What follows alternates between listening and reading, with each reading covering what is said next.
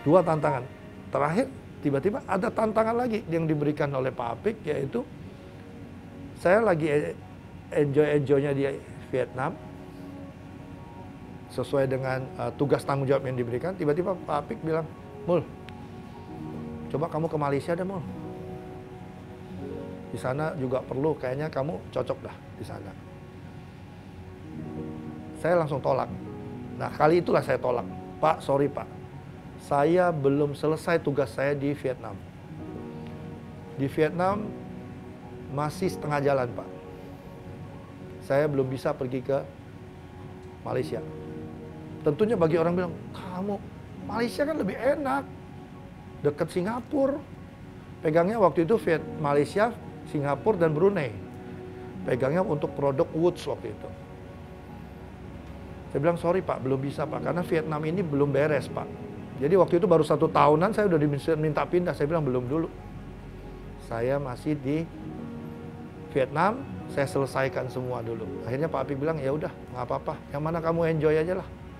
Ya, nanti saya pikirkan lagi untuk Malaysia." Saya selesaikan. Tahun depannya lagi, tahun 2005, "Gimana, udah beres?" Saya bilang, "Pak, udah beres Pak. Vietnam, Kamboja udah set up semua." "Ya udah, kamu ke Malaysia dah." Saya pindah ke Malaysia. Di Malaysia 2005 saya coba jalankan semua. Pak Apik lagi telepon. Pak Apik, dan saya ingat sekali Pak Santoso Un juga, "Mul, kita perlu orang. Dan saya lihat kamu ini, coba kamu ke Nigeria." "Nigeria lagi ini," saya bilang. "Kenapa Pak?" "Nigeria itu pabrik kita yang pertama. Di sana ini belum jalan-jalan nih, coba dah kamu sana liatin." Ibarat kata seperti lapangan bola, sepak bola, pemainnya sudah ada, dua-duanya udah ada, bolanya sudah di tengah, wasitnya udah ada, tapi nggak ada yang niupin peluit. Peluitnya belum ditiup, jadi nggak bisa main kan semua. Jadi partner sudah ada, lahan sudah ada, pembangunan pabriknya kapan dimulai ini? Nah, tolong kamu iniin." Saya bilang, "Pak, oke, saya coba, saya iniin." Karena terus terang saya bilang, kalau udah Pak Apik yang minta, almarhum yang minta, saya nggak bisa nolak. Karena beliau udah sebagai sosok yang saya sangat banyak belajar, saya banyak diberi tantangan, saya juga banyak diberi suatu kekuatan juga dari beliau. Dan saya susah nolak kalau beliau udah approach saya.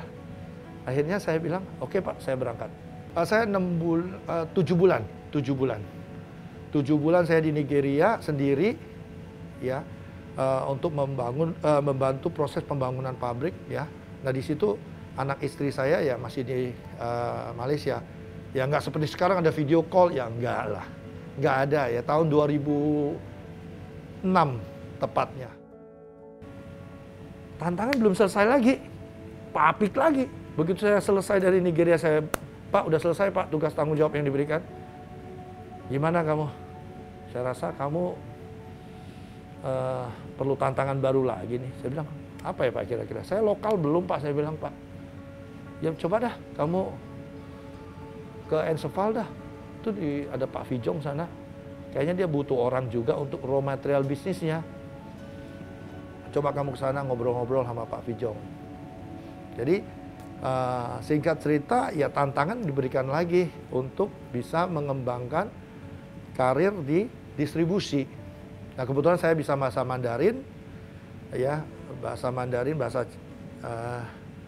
Cina, ya, dan juga saya juga dianggap bahwa tradingnya saya juga kuat dan negosiasi biasa ini. Jadi Pak Apik bilang, "Ya udah ke sana aja coba, bantu coba." Dan Pak Fijong bilang, "Iya, kita butuh orang kayak kamu, coba dah kamu pikirkan yang seperti saya bilang tadi." Ya singkat cerita, ya ke Ensefal. Itu Pak Apik juga yang suruh. Jadi dalam hidup saya beliau banyak sekali memberikan suatu mengisi hidup saya dalam karir sampai akhirnya beliau meninggalkan kita semua. Dan orang dan sosok beliau ini adalah sosok yang menurut saya Kalbe atau saya sendiri kehilangan begitu beliau meninggalkan kita semua, ya.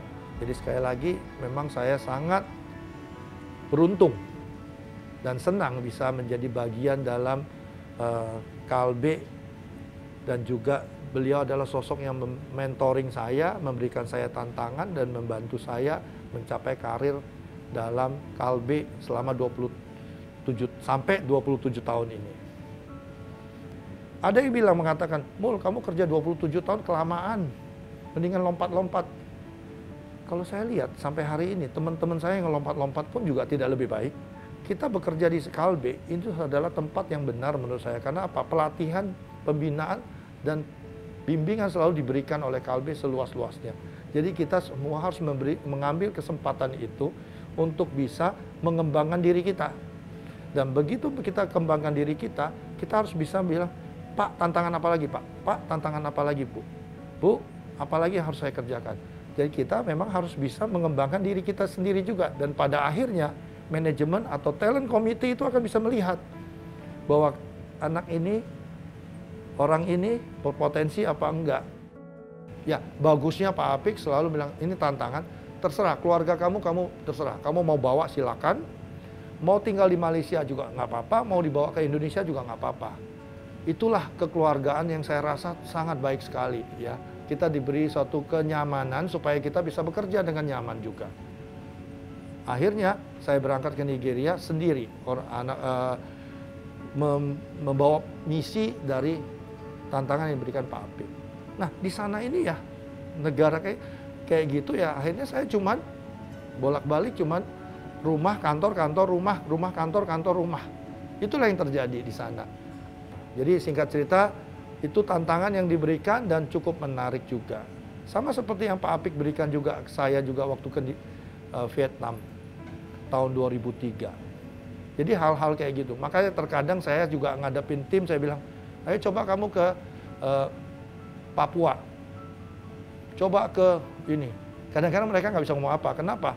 Saya bilang, "Lu Papua aja mikir. Saya ke Nigeria loh." Itulah bagusnya kalau kita punya karir dan punya perjalanan yang cukup lengkap ini. Begitu kita nantang anak tim kita, "Ayo kamu dipindahkan ke Aceh atau dipindahkan ke Papua."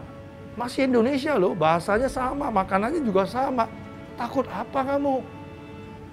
Ya itu yang kadang-kadang saya suka men-challenge teman-teman ya. Ayo berani. Nah sama hal juga, satu hal mengenai itu juga. Kadang-kadang saya selalu bilang sama tim juga, leader-leader yang ada di pusat, bahwa ya tolong dilihatin yang di cabang itu. Jangan cuma naruh orang terus dibiarkan. Keluarganya gimana, mereka kesehatannya kayak apa. Mereka itu sebagai tim kita itu harus kita ayomin juga.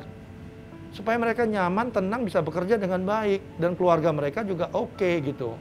Nah hal-hal kayak gini karena bisa saya rasakan pada saat saya ada di lapangan. Pada saat pernah menjadi di cabangnya saya di luar negeri, bukan cabang yang hanya di Indonesia. Nah disinilah yang saya bilang bahwa kita harus bisa membuat sebaik mungkin, senyaman mungkin tim kita. Dan tanda kutip ujung-ujungnya mereka bisa bekerja dengan baik, keluarga mereka bisa terjaga dengan baik. Karena kekuatan ini semua sebagai satu keluarga besar Kalbe. Dan menjadi satu kesatuan yang harus kita jaga bersama-sama. Perjalanannya sampai akhirnya 2016 saya dipindahkan lagi untuk tantangan baru lagi di pharmaceutical, obat generik PT Hexfarm Jaya, yang mana kita sebagai perusahaan Hexfarm Jaya yang tanda waktu itu masih kecil ya, maksudnya outputnya belum sebesar hari ini ya, tahun 2016, harganya juga murah tapi berkualitas. Tapi hari ini kita bisa bilang dengan bangga mengatakan bahwa Hexfarm Jaya generiknya berkualitas dengan HJ birunya. Jadi sekarang kalau di apotek di mana HJ biru itu adalah produk generik produksi Hexfarm Jaya, anak perusahaan Kalbe Pharma. Nah itu mulai kita launching di tahun 2016. Pada saat saya pegang, kita mempunyai inisiatif, diskusi sama tim, kita launching produk. Karena apa? Kalau generik itu kan murah. Dan kalau generik itu kan kayak komoditi, semua sama. Apa yang membuat kita beda? Kita mau promosi nggak bisa. Akhirnya kita membedakan dengan warna biru, kemasan biru. Dan HJ biru inilah menjadi suatu kemasan yang unik, yang beda sama orang lain. Sehingga pasien ataupun konsumen mau beli, dia tahu, oh ya kalau yang berkualitas, yang generik ya HJ biru. HJ biru inilah yang menjadi kekuatan kita, membedakan kita dengan kompetitor.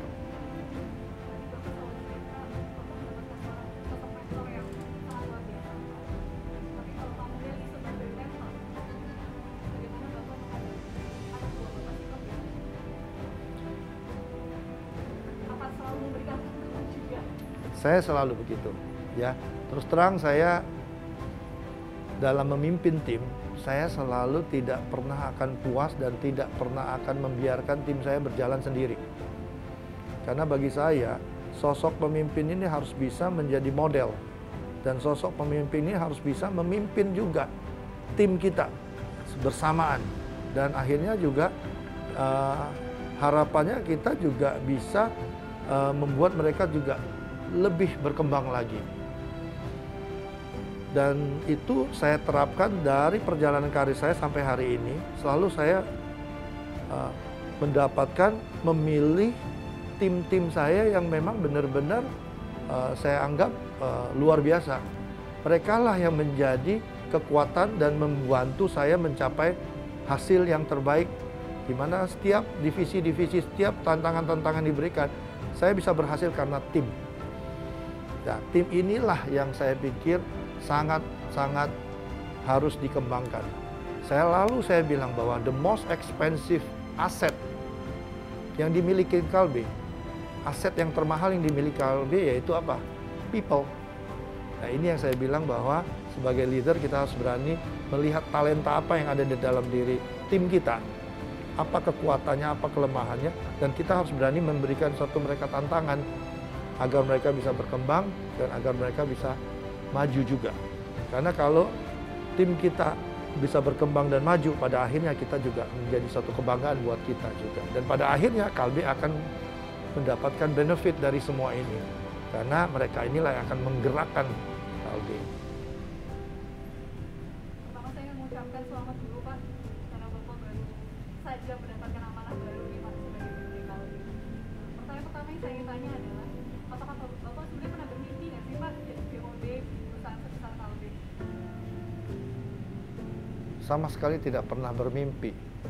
Karena terus terang ini suatu jabatan yang sangat-sangat penting dan sangat-sangat susah bagi saya membayangkan untuk bisa dapat mencapai posisi dan diberi amanah seberat dan sepenting ini. Sama sekali hal ini di luar pemikiran dan mimpi saya. Dulu kalau mimpi tuh waktu awal karir mimpinya apa sih Pak? Saya begitu masuk ke bekerja di Kalbe, sama sekali saya tidak berani bermimpi untuk menjadi BOD Kalbe. Mimpi saya hanya simple, hanya mencapai posisi GM. Itu menurut saya sudah luar biasa dan suatu achievement yang sangat-sangat tinggi. Begitu saya diberitahukan oleh manajemen bahwa saya diberi amanah, diberi tanggung jawab sebagai BOD menggantikan Pak Michael, saya berpikir, apa saya bisa? Kok saya? Apakah saya bisa? Tapi di balik itu saya merenung lagi. Pasti manajemen memikirkan, sudah pasti memikirkan segala sesuatunya sehingga saya diberi amanah ini. Saya menceritakan kepada istri saya, karena kebetulan anak saya juga sedang studi di luar. Jadi saya juga ceritakan kepada istri saya bahwa ini dapat amanah baru, dapat tugas baru nih. Karena setiap kali saya diberi tugas oleh manajemen, oleh atasan saya, selalu saya berdoa dulu tentunya dan menceritakan kepada keluarga. Dan pada saat orang tua saya masih ada, ibu saya, selalu saya menceritakan dan berdiskusi dengan beliau. Tapi beliau sudah almarhum, saya ceritakan kepada istri. Istri saya tanggapannya kamu nggak salah. Sekarang aja udah sibuk banget, mau ngobrol sama kamu aja susah, pulang malam terus, nanti tugas baru ini apa lebih susah nggak sih? Dan lebih menyita waktu kamu nggak? Saya sih ketawa aja, udah konsekuensi saya bilang. Ya istri juga bilang ya, kalau menurut kamu yang terbaik ya udah jalankan aja. Nah, saya rasa ini sesuatu hal positif buat saya untuk bisa berbuat sesuatu buat Kalbe juga. Tentunya saya langsung menceritakan ke anak, saya telepon juga anak ya, lagi di luar, lagi studi, dia bilang, congrats ya. Jadi memang hal itu membuat semangat buat saya untuk melangkah, karena saya tahu dia sangat bangga juga, karena dia juga melihat perjalanan, dan saya sering menceritakan ke dia juga gimana perjalanan kerja kita juga sebagai seorang profesional, karena memang dalam keluarga kita kan semuanya juga pengusaha. Dan dia sempat bertanya juga, enakan jadi entrepreneur atau jadi seorang profesional? Ya tentunya saya bilang juga dua-duanya ada tantangannya dan juga ada sisi positifnya. Tinggal kita melihat mana yang kita bisa berbuat dan bisa enjoy, serta bisa mencapai suatu kepuasan dalam diri kita. Itu sesungguhnya suatu pencapaian yang sesungguhnya, suatu kepuasan dalam diri kita. Ya tinggal tergantung balik ke kamu. Kamu mau menjadi seorang entrepreneur atau menjadi seorang profesional. Itu sih. Jadi sehingga waktu saya menceritakan ke dia, dia bilang, good. Katanya, congrats ya katanya.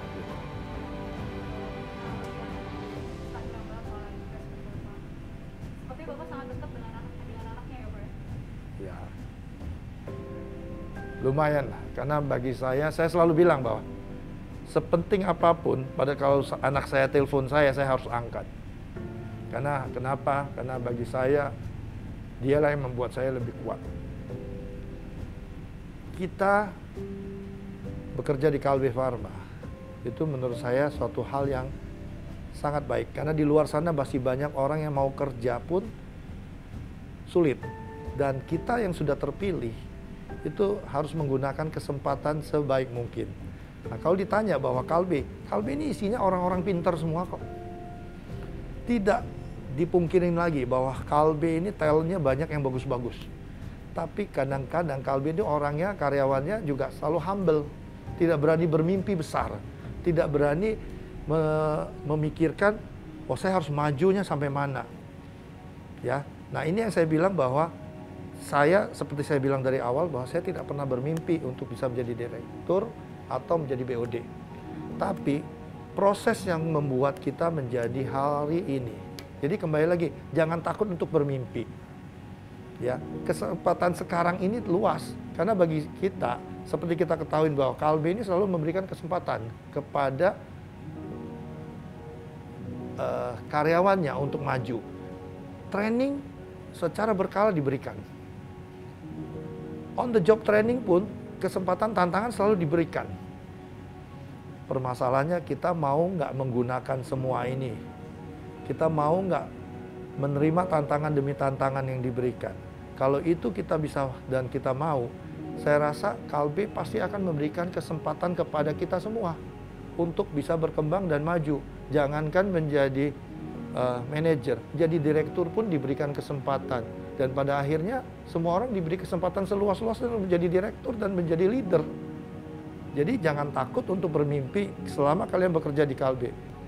Jangan takut untuk bermimpi, dan selalu ada kesempatan untuk kita mencapai suatu posisi sebagai direktur, even sebagai BOD.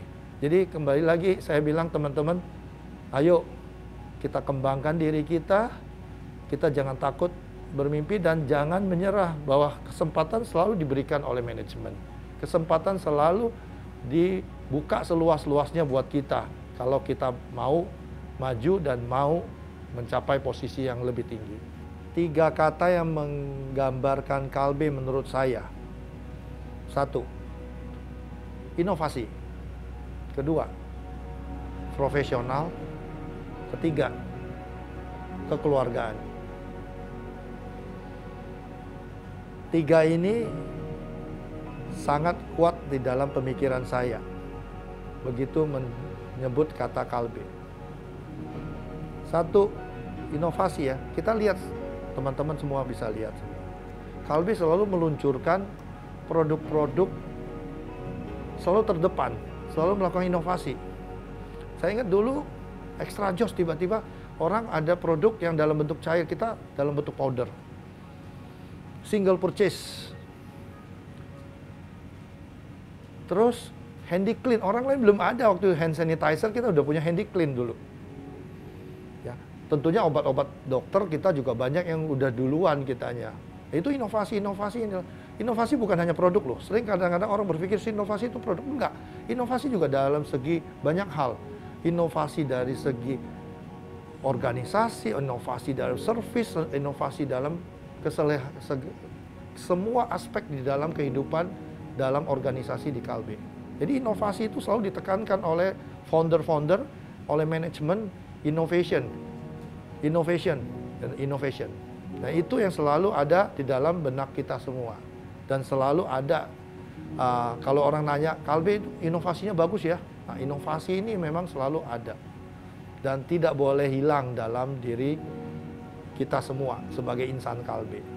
Kedua, saya bilang apa? Profesional.